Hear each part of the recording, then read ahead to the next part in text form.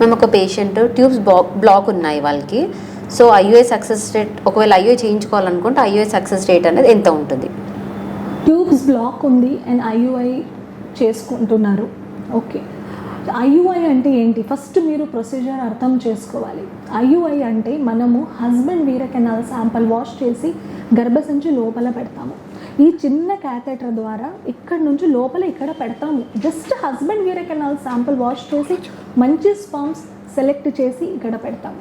మళ్ళీ ఇది అండాశయం. ఈ అండాశయం నుంచి ఒక్కొక్క ఎగ్ గ్రో అయిన తర్వాత రప్చర్ అవుతుంది. రప్చర్ అయిపోయాక ఈ ట్యూబ్స్ ద్వారానే అది లోపల రావాలి. ఈ ట్యూబ్సే బ్లాక్ ఉన్నాయంటే అది లోపల రావడం చాలా కష్టం. ఐయుఐలో మీకు సక్సెస్ రేట్ కావాలంటే one of the important factor ఏంటంటే ఈ ట్యూబ్స్ ఓపెన్ ఉండాలి. ఈ ట్యూబ్సే బ్లాక్ ఉన్నాయంటే అది రప్చర్ అయిన ఎగ్ గర్భసంచి లోపల రావడం కుదరదు. అండ్ ఒక్కసారి ఆ ఎగ్ లోపల రావట్లేదంటే ఆ ఎగ్ స్పర్మ్ ఫ్యూజన్ జరగదు అండ్ ప్రెగ్నెన్సీస్ రాదు. సో ఐయుఐ నుంచి మీకు సక్సెస్ కావాలంటే ఫస్ట్ ఈ ట్యూబ్ స్టేటస్ మీరు చూసుకోండి. ట్యూబ్ బ్లాక్ ఉన్నాయంటే ఒక్కసారి లాప్రోస్కోపీ చేసేసి చూడండి ఏం కారణం ఉంది, ఎందుకు ట్యూబ్ బ్లాక్ ఉంది, జస్ట్ ఒక ఇన్ఫెక్షన్ ఉన్నాయా, ఏమైనా ట్యూబర్క్లోసిస్ ఏమైనా ఉందా, ఇవన్నీ రూల్ అవుట్ చేసిన తర్వాత ట్యూబ్స్ ఓపెన్ అవుతుందంటే ఒకసారి మీరు ప్రయత్నం చేయండి, ట్యూబల్ క్యాన్యులేషన్ చేయించుకోండి. ట్యూబ్స్ ఓపెన్ అయ్యాకనే మీరు న్యాచురల్గా కానీ ఐయుఐకి మీరు వెళ్ళండి. ఎంత మంచిగా మనము ఐయుఐ చేస్తున్నామంటూ కూడా IUI success rate is just 10 to 12%. అది మీరు అర్థం చేసుకోవాలి. Thank you madam. మనం 1 year ఆఫ్ మ్యారేజ్, ఇర్రెగ్యులర్గా పీరియడ్స్ వస్తున్నాయి, ప్రెగ్నెన్సీ కోసం ట్రై చేస్తున్నాము, కానీ ఇంతవరకు ప్రెగ్నెన్సీ రాలేదు. మేము ఐయుఐ చేయించుకోవాలా లేక ఐవీఎఫ్ చేయించుకోవాలా మేడం? లేదు, జస్ట్ ఇర్రెగ్యులర్ పీరియడ్స్ కోసం ఐవీఎఫ్కి వెళ్ళాలి అదేం ఇండికేషన్ కాదమ్మా. How many years of marriage? 1 year. 1 year, just 1 year of marriage ఉంది. ఫస్ట్ మీరు ఈ ఇర్రెగ్యులర్ పీరియడ్స్ ఎందుకు వస్తున్నాయి అది మీరు చూడండి. ఇర్రెగ్యులర్ పీరియడ్స్ అంటే కరెక్ట్గా మంత్లీ సైకిల్స్ రావు. యూజువలీ మన 28 days సైకిల్ అది 35 days కానీ 45 days కానీ 1.5 2 months అట్లా ఎక్స్టెండ్ అయిపోతుంది. సమ్ టైమ్స్ ట్యాబ్లెట్ వాడిన తర్వాతనే పీరియడ్ వస్తుంది. ఇవి కారణం మనము ఫస్ట్ చూడాలి. ఎందుకు పీరియడ్ రావట్లేదు? పీసీఓడి ఉందా, లేదంటే పువర్ ఓవేరియన్ రిజర్వ్ ఉందా? పువర్ ఓవేరియన్ రిజర్వ్ అంటే ఎగ్స్ చాలా తక్కువ ఉన్నాయి అంటూ కూడా పీరియడ్స్ కరెక్ట్గా రాదు. చాలా కారణం నుంచి పీరియడ్స్ డిలే అవుతుంది. థైరాయిడ్ కూడా మీరు చెప్పించుకోండి, ప్రొలాక్టిన్ లెవెల్స్ కూడా మీరు చూడండి.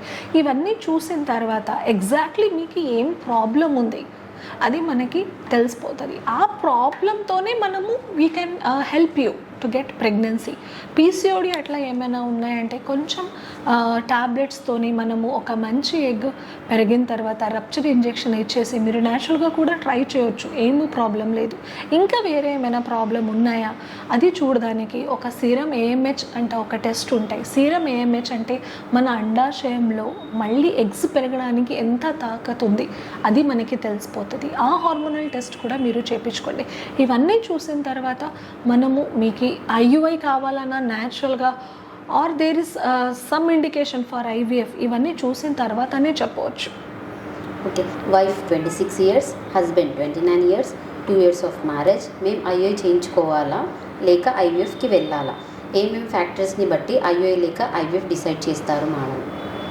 ఐయుఐ అండ్ ఐవీఎఫ్ ఇది చాలా కామన్ కన్ఫ్యూజన్ ఉంటుంది. ఐయుఐకి ఎప్పుడు వెళ్ళాలి అండ్ ఐవీఎఫ్కి ఎప్పుడు వెళ్ళాలి? ఐయుఐ అంటే ఇంట్రాయూట్రైన్ ఇన్సెమినేషన్ అనమాట. ఇంట్రాయూట్రైన్ ఇన్సెమినేషన్ అంటే జస్ట్ హస్బెండ్ వీర కెనాల్ శాంపుల్ మనము వాష్ చేసేసి ఇట్లా ఒక తెల్ల క్యాథెటర్తో లోడ్ చేసి గర్భసంచి లోపల ఇక్కడ పెడతాము, అంతే. That is called as IUI. IVF ఏంటి? ఐవీఎఫ్లో ఏంటంటే మనము ఒక 10 days కంటిన్యూస్లీ ఇంజెక్షన్స్ ఇస్తాము. ఆ 10 days ఏం ఇంజెక్షన్స్ ఇస్తాము, ఆ ఇంజెక్షన్స్ నుంచి మీ అండాశయంలో ఉన్నాయి అన్ని ఎగ్స్ పెరిగిపోతుంది. ఆల్మోస్ట్ టోటల్ ఒక 10-12 ఎగ్స్ కూడా పెరిగిపోతుంది. పెరిగిన తర్వాత అప్పుడు పేషెంట్కి అనెస్థీషియా ఇచ్చేసి ఆ ఎగ్స్ బాడీ నుంచి బయట తీస్తాం. మనం బయట తీసేసి అది మైక్రోస్కోప్లో స్టడీ చేస్తాము. మైక్రోస్కోప్లో స్టడీ చేసిన తర్వాత మంచి ఉన్నాయి ఒక్కొక్క ఎగ్లో ఒక్కొక్క స్పర్మ్ మేమే పెట్టేసి ఇక్సీ ప్రొసీజర్ చేస్తాము.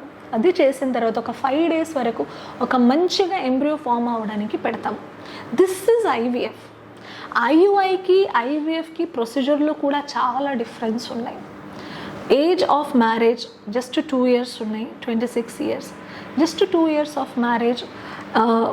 ఎవ్రీ మంత్ రెగ్యులర్ సైకిల్స్ ఉన్నాయి, ఎగ్ మంచిగా గ్రో అవుతుంది, ట్యూబ్స్ నార్మల్ ఉంది, హస్బెండ్ సీమన్ అనాలిసిస్ నార్మల్ ఉన్నాయి.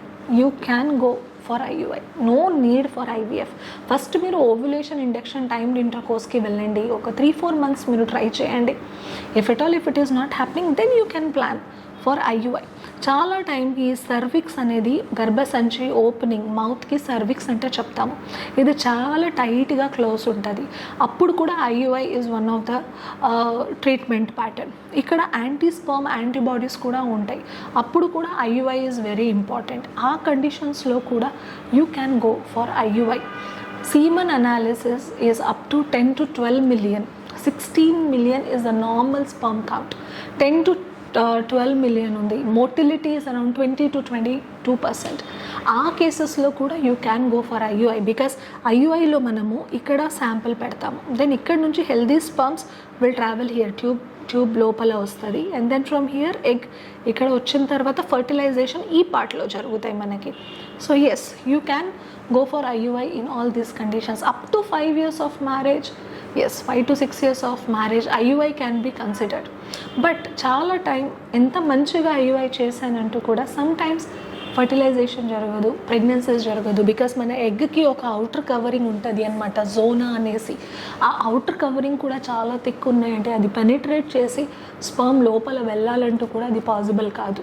ఆ జోనా, ఆ అవుటర్ కవరింగ్కి పెనిట్రేట్ చేసిన తర్వాతనే ప్రెగ్నెన్సీ పాసిబుల్ ఉంటాయి. ఇవన్నీ ఫ్యాక్టర్స్ ఈ జోనా థిక్ ఉన్నాయంటే అప్పుడు కూడా IUI నుంచి కూడా ప్రెగ్నెన్సీ పాసిబుల్ కాదు. ఎప్పుడు మీరు first 2 times you have tried with IUI, 3 times you have tried with IUI, మళ్ళీ ప్రెగ్నెన్సీస్ రాకపోతే అప్పుడు you can plan for IVF.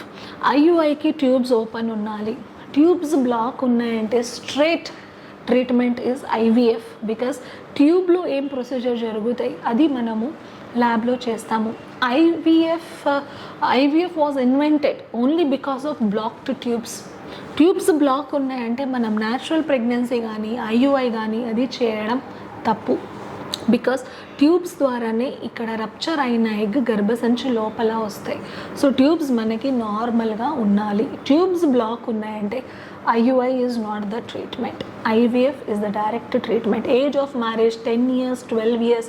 ఎప్పుడు మనకి ఓవేరియన్ రిజర్వ్ కూడా చాలా తక్కువ ఉన్నాయి, the AMH is less than 1.2, 1.1 ఉంది. అప్పుడు మనకి ఒక్కొక్క ఎగ్ కూడా చాలా ఇంపార్టెంట్ ఉంది. మనము ఇట్లా 4-5 months తీసుకుంటున్నాము ప్రెగ్నెన్సీ కోసం అంటే అది ఉన్న ఎగ్స్ కూడా తగ్గిపోతాయి. అప్పుడు IVF ఈజ్ ద క్వశ్చన్. ఎప్పుడు వీరే కెనాల్ శాంపుల్, వీరే కెనాల్ కౌంట్ 5 million, 2 million, 1 million ఉన్నాయి, then straight away please go for IVF. So these are, ఇవి కొంచెం కారణం ఉన్నాయి అప్పుడు మీరు IUI కానీ IVF గురించి ఆలోచన చేయొచ్చు. మిగతా you please visit your fertility specialist, వాళ్ళు they will give you a good advice. Thank you.